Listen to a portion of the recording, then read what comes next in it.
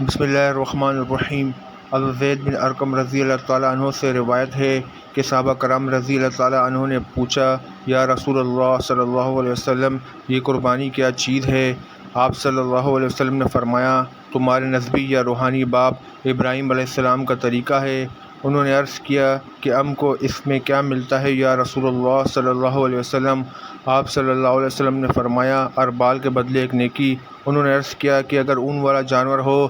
آپ صلی اللہ علیہ وسلم نے فرمایا، اور اون کے بدلے بھی ایک نیکی۔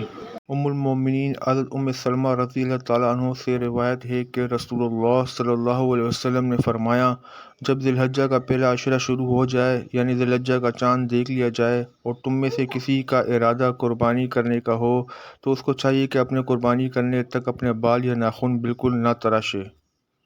یہ مستحب ہے، ضروری نہیں۔